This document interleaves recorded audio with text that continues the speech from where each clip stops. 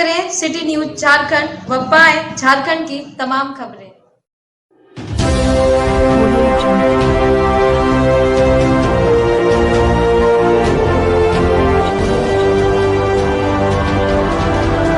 नमस्कार, आप देख रहे हैं सिटी न्यूज और मैं हूं आपके साथ कंचन। बरनवाल सेवा समिति गिरिडीह के तत्वाधान में बरनवाल महासभा जिला इकाई की कार्यकारिणी की बैठक बरनवाल सेवा सदन में संपन्न हुई।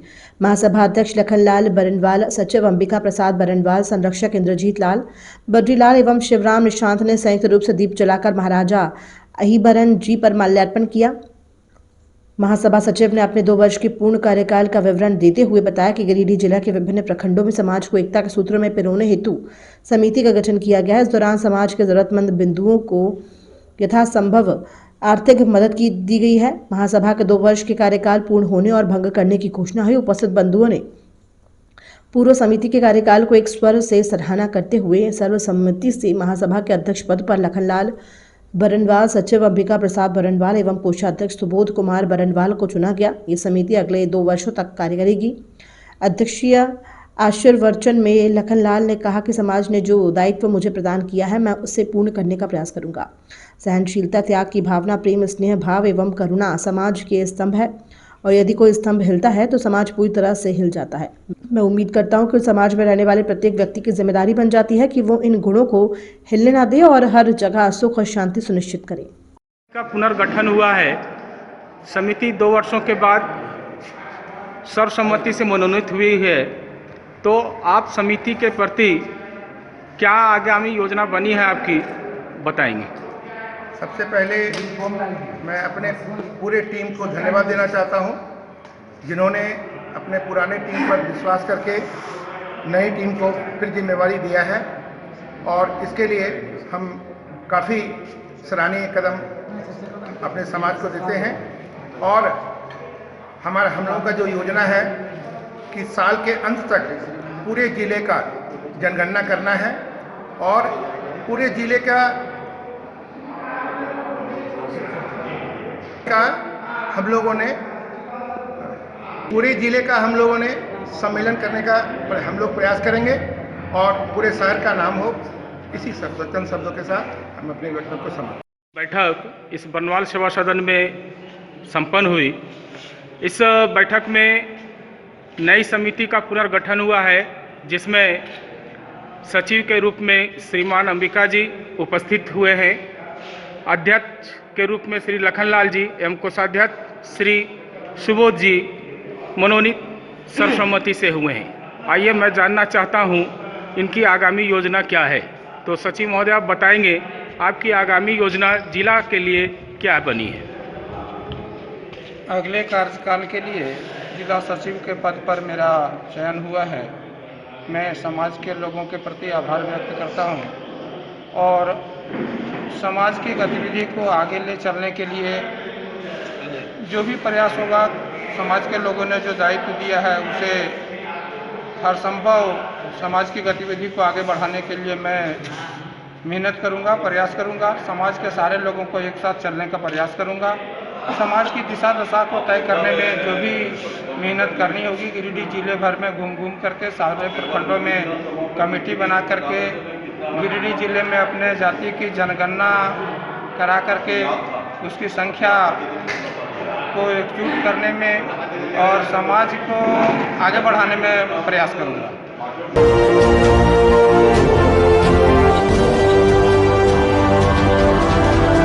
नमस्कार, आप देख रहे हैं सिटी न्यूज और मैं हूं आपके साथ कंचन। पिछले 4 वर्षों से बंद पड़ी सीसीएल गिरिडीह परियोजना के कबरीबाद माइंस से कोयला का उत्पादन विधिवत शुरू कर दिया गया। माइंस से उत्पादन शुरू होने से पहले गिरिडीह परियोजना कार्यालय परिसर में एक कार्यक्रम का आयोजन हुआ। कार्यक्रम में सदर विधायक Sutivra Kumar Sonu, DC Naman Priyesh Lakra, CCL Jori area के GM Manoj Kumar Agarwal, SDPO Anil Kumar Singh, inspector Vinay Ram के अलावा स्टाफ ऑफिसर प्रतुल कुमार और पीओएस के सिंह मौजूद रहे। यह भाषण के बाद नारियल फोड़कर उत्पादन का कार्य शुरू किया गया। इस संदर्भ में सदर विधायक ने कहा कि माइंस को सीटीओ को दिलवाने में कड़ी मेहनत की गई है।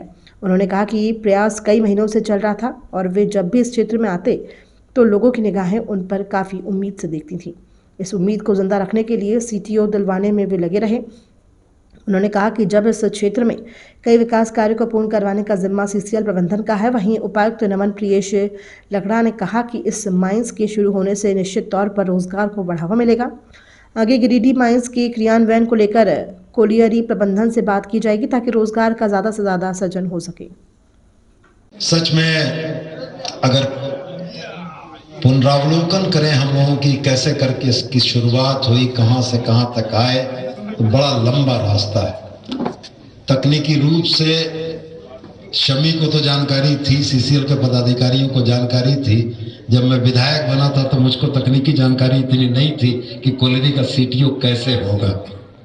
लेकिन अब चाहे जिसको भी धन्यवाद दें, इन 2.5 वर्षों ने यह सिखा दिया कि सिया क्या होता है, सीटी क्या होता है, सीटीओ क्या होता है, एनवायरमेंटल क्लियरेंस क्या होता है, सीओ की रिपोर्ट के क्या मायने हैं, डीएफओ साहब से क्या लिखवाने की जरूरत है।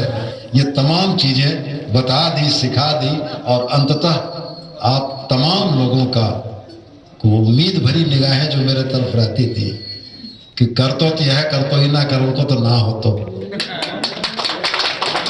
ये इतना बड़ा कंधे पर जुआ था, हाँ, ये इतना बड़ा जवाबदेही थी कि जो इस बात के लिए प्रेरित करती थी कि कुछ करना पड़े लेकिन चालू तो करवाना। ईश्वर ने आज होली से पहले होली और दिवाली मनाने का मौका दिया हम लोगों को।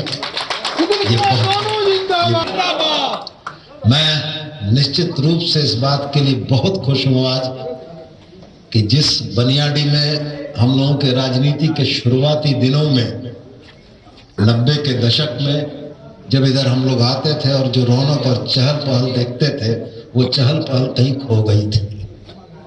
अंधेरा था, रोशनी नहीं थी, सड़कों पर स्ट्रीट लाइट लगाने की गुंजाइश नहीं थी। हम लोग पीओ साहब को नागरिक सुविधाओं के मुद्दे पर कुछ बोल नहीं पाते थे, जीएम साहब को बोल नहीं पाते थे, कोलियरी बंद क्या बोलेंगे। लेकिन आज वो दिन आ गया। अब निश्चित रूप से ये कोलियरी चले। 0.6 मिलियन टन का साल का इनको है। अब ये कितना प्रोडक्शन कर पाते हैं। कोई भी इंडस्ट्री जिसमें लोगों की भागीदारी है, अपनी ईमानदारी और अपने लोगों का ध्यान रख के चलती है। जीएम साहब ने जो कहा, मैं उनकी बात से सहमत हूं कि ये इंडस्ट्री अगर चलेगी तो बहुत बड़े इलाके के बहुत सारे परिवारों का पेट भरेगा। इंडस्ट्री भी हमारी है, कोयला भी हमारा है, लोग भी हमारे हैं। उत्पादन में कैसे करके सहयोग हो सके सीसीएल को, वो भी करने की जरूरत है और हमको पूरी उम्मीद और भरोसा है। सभी लोगों के कल्पना में था, सोच में था, चिंतन में था कि कब खुलेगा कब खुलेगा। वो बेहतरीन दिन, ऐतिहासिक दिन आज आ गया और इस ऐतिहासिक दिन को लाने में मैं सर्वप्रथम यहाँ पर उपस्थित तमाम जनता के प्यारे युवा और पूरे झारखंड प्रदेश में गिरिडीह को नेतृत्व करने वाले हमारे एमएलए सोनू जी, इनका बहुत ही इसमें नायाब हाथ रहा। और मैं तो बहुत समय कितने बार इनसे बात किया, हर बार उन्होंने पॉजिटिव जवाब उत्तर दिया और इसमें शुरू से लेकर अंत तक इनका भरपूर साथ मिला। और जहां जहां अड़चने आई, उस अड़चनों में इन्होंने पूरे मशक्कत और पूरे ताकत और पूरे लगन और मगन के साथ उसको दूर करने में कोई कसर नहीं छोड़ा। और इसी का हम लोग तो अपने लेवल पर जो टेक्निकल चीजें थी, पीओ साहब, खास करके हमारा सम्मी इन्वायरमेंट अफसर, हमारे हेडक्वार्टर के इन्वायरमेंट डिपार्टमेंट के, और खास करके मैं नाम लेना चाहूँगा हमारे पूरे सीएमडी के जो मुखिया हैं, माननीय सीएमडी पीएम प्रसाद साहब, उनका कुशल नेतृत्व और ये सभी लोग मिलकर के और सबके सहयोग से, और सबसे ज़्यादा आप जो सामने बैठे हुए हैं तमाम लोग, इनका जो लगातार एक सजगता के साथ हमको प्रेरित करते रहे। और कैसे एक सीटीओ मिलेगा, हमारे ट्रक एसोसिएशन के लोग, हमारे स्टेक होल्डर्स, हमारे मीडिया के लोग, हमारे जितने भी ग्रामीण हैं, तो मैं चाहूँगा कि आप सभी लोग अपने लिए एक बार जोर से ताली बजाएं। आप सभी को हम जिला प्रशासन की ओर से हार्दिक बधाई देते हैं मुझे ये काफ़ी खुशी हो रही है कि लगभग 4 साल के बाद में, लगभग 3.25 के बाद में ये माइंस पुनः चालू होने वाला है। इसमें रोजगार को बढ़ावा मिलेगा और निश्चित ही अर्थव्यवस्था ये मजबूत होगी। प्रशासन के तौर पे भी हम लोग कई बार चिंतित रहते हैं कि कैसे रोजगार को और बढ़ावा मिल सके, और निश्चित ही गिरिडीह को माइनिंग क्षेत्र के तौर पे देखा जाता था, लेकिन जो पीओ साहब ने बताया, जो तकनीकी जो कानून में जो बदलाव आए थे उसको क्रियान्वित करते हुए कई वर्षों का समय लग गया, लेकिन जिला प्रशासन की तरफ से हम लोग कृत संकल्पित हैं कि जीएम साहब और पीओ साहब ने जो गिरिडीह कोल माइंस के क्रियान्वयन के संबंध में आगे जो प्रक्रिया होनी है उसके संबंध में बात किया, तो हम लोग इसके लिए हर संभव त्वरित कार्रवाई करेंगे ताकि गिरिडीह कोल माइंस भी इसी तरह से बेहतर ढंग से और अल्प समय में क्रियान्वित हो सके और अर्थव्यवस्था यहाँ पर मजबूत हो सके। इस पूरे प्रयास के लिए सीसीएल के जो तमाम पदाधिकारीगण हैं और खासकर हमारे माननीय विधायक महोदय को भी हम लोग धन्यवाद ज्ञापित करना चाहते हैं। और निश्चित ही पदाधिकारी के तौर पे मैं यह कहना चाहूँगा कि कहीं ना कहीं जब जनप्रतिनिधियों के माध्यम से हम लोगों को इस तरह का मनोबल मिलता है तो हम लोग भी कहीं ना कहीं बहुत ही प्रोत्साहित होते हैं और प्रेरित होते हैं कि हम लोग भी अपना 100% अपना मेहनत करेंगे और अपने काम को इतना बेहतर कर सकेंगे कि त्वरित चीज़ों का क्रियान्वयन हो सके।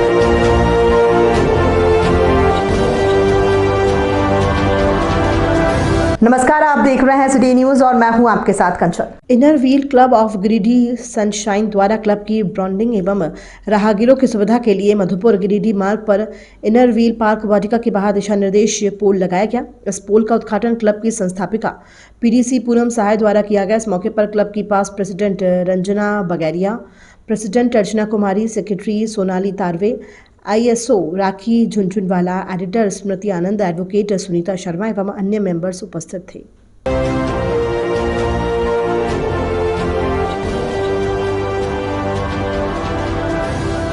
नमस्कार, आप देख रहे हैं सिटी न्यूज और मैं हूं आपके साथ कंचन। भारतीय जनता पार्टी महिला मोर्चा जिला कार्य समिति की आगामी बैठक को लेकर गिरिडीह के पूर्व विधायक आदरणीय निर्भय शाहवादी के आवासीय कार्यालय में संगीत सेठ की अध्यक्षता में बैठक ली गई। इस बैठक में महिला मोर्चा महामंत्री उषा कुमारी, नगर अध्यक्ष रीना शर्मा, कार्य समिति सदस्य मीना गुप्ता, मंडल अध्यक्ष पिंकी कुमारी, वार्ड पार्षद गुड़िया देवी आदि उपस्थित हुई। भाजपा महिला मोर्चा की जिलाध्यक्ष संगीता सेठ ने कहा कि आगामी 1 मार्च 2023 को होने वाले जिला कार्य समिति के सफलतापूर्वक कार्यक्रम को लेकर सभी महिला मोर्चा की बहनें जोर शोर से लगी हुई हैं।